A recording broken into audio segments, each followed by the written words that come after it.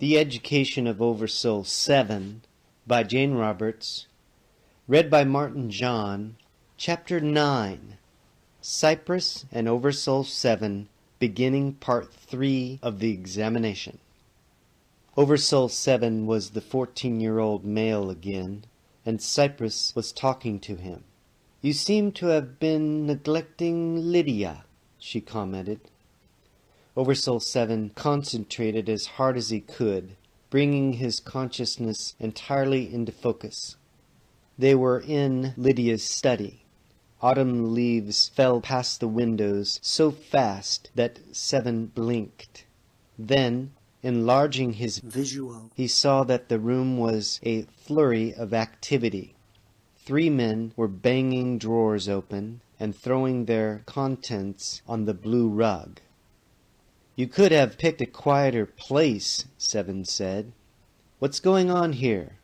And is this another of those conversations that have been going on without my conscious knowledge? They always confuse me." "Lydia's family has sold the house," Cyprus said. "She deeded it to them, so they could do what they wanted with their inheritance without waiting for her to die." "Couldn't you put that more delicately?" 7 asked, grumpily. "That's how Lydia put it, as you'd know if you'd been keeping good track of her," Cyprus said. "But I have," 7 protested. "She had another stroke. It practically catapulted me out of Maha, and I helped her, Lydia, that is. In fact, until then I couldn't get out of Maha," 7 said, suddenly remembering. "You told me to identify with Maha as completely as I could, and I agreed. But I didn't realize how completely I could identify with her, or I might have not agreed so readily." He shivered. "All that body around me all the time," he said. "They have their bodies around them all the time," Cyprus pointed out. She kept changing almost imperceptibly from a beautiful woman of indeterminate age to a handsome man of indeterminate age. Every once in a while there was a moment when the 2 images merged, blended, achieved oneness and stability. "You seem to be having some trouble with your own physical form," 7 said. "If that was me acting like that, you'd give me 3 demerits." "I know more of myself than you do of yourself," she said, "so it's much more difficult, in fact, almost impossible, to create a physical image to express my known reality. But I've told you that before." "You certainly have good answers," 7 said. The 2 of them were sitting nicely on the couch. Suddenly 7 sprang up. "Look at that!" he shouted. "That lughead just dumped the entire contents of Lydia's shell collection on the floor. That's no way to do," he yelled at the mover, and in a flash the shells flew back into the drawer. "7, stop that," Cyprus said urgently. The mover turned around and stared at the drawer. "I could have sworn that I'd dumped all that stuff out," he said, turning toward the other mover. "Put it back," Cyprus ordered. "Now." The shells went from the drawer, singly, to the floor, while the mover's back was turned. When he looked back, the drawer was empty. "Why, I did," he yelled. I could swear." "That's how rumors get started about places being haunted," Cyprus said.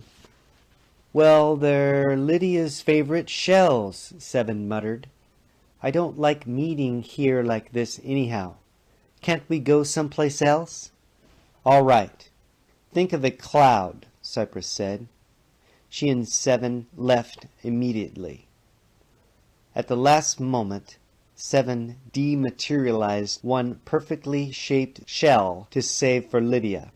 He and Cyprus emerged on a cloud just within the borders of Earth's atmosphere.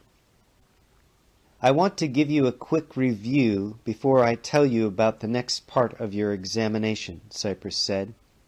"First of all, though, what did you learn so far?" "Well," 7 said, frowning, I have trouble staying with Maha exclusively. At first, I couldn't get away from her. Now I get called willy-nilly from one personality to another as they get into trouble, and it seems like something comes up constantly for me to deal with. Then I lose my sense of perspective. He went on, Proteus still doesn't believe in anything but the good old days. Lydia doesn't recognize me, and I've always liked her, he said petulantly. Joseph knows me, more or less, but he just gets in needless trouble. Maha, well, I like her much better now. But I have the feeling that you're holding out on me again. I'm holding out on you? Cypress said, smiling. How about the shell? Seven just shimmered around the edges. Oh, that, he said. Well, I peeked into Lydia's future, and there's one place where she could really use it. I mean, where the shell could help her. That's what I thought, Cypress sighed. Now, what's illogical about that statement? But there's a difference between ideal circumstances and practical action, Seven exploded. Cypress looked as stern as Seven had ever seen her. He said, All right, I know I'm supposed to experience time as they do, day by day, and I have. I've only snitched a few glimpses into the future. Into what? Cypress said. Into, the probable future, Seven amended quickly. Your personalities have free will just as you do, Cypress said. You must never forget that. You looked into one of the probable futures as they exist for Lydia, and at any point she can alter circumstances and choose one probable future over another. Do you understand? Seven nodded, properly chastised. Now let me explain this more clearly, Cypress said. You're Proteus, Lydia, Maha, and Joseph in all of their probable presents, pasts, and futures. And yet they are themselves, and also more than the selves they know themselves to be. And you, of course, are more than the OverSoul7 you presently identify with. As you help them and instruct them when you can, others who you may not recognize help and instruct you. And I'm part of them? OverSoul7 asked. Precisely, Cypress said. But here let me show you how it works, using images as a method of instruction. And before Seven's eyes, a wide, endless, flat surface stretched as far as he could see in all directions. Looking down, he saw all the centuries man had known and was knowing and would know, laid out like countries all at once. He couldn't see anything, though, simply because there seemed to be no end to the glittering surface. Cypress said, Now watch as closely as you can. I am watching closely, OverSoul7 said emphatically. This time, the endless flat surface became the top part of an infinite circle, so that while the scene itself filled up all space, Seven could only see a portion of the circle itself. And from each century, other spirals constantly arose. I'm getting dizzy, Seven complained. Seven, pay attention to your lesson, Cypress demanded. Now all of that is just one moment point, one point wherein creativity knows itself. So in Earth terms, probable presents are born in each moment. The one that is physically materialized is the only one that your personalities accept as real. But you'll learn how to keep track of all of them. She paused and added, theoretically. But in all of that, how can I know myself? Seven asked. Reasonably enough, he thought. You do know yourself, though, don't you? You certainly know enough to ask questions, Cypress said. Your knowledge of yourself is self-evident. So is your lack of it, she thought, smiling figuratively. I got that, Seven shouted. Oh well, you are improving then, Cypress said. You wanted me to get it. You were testing me all along, Seven said, suddenly understanding.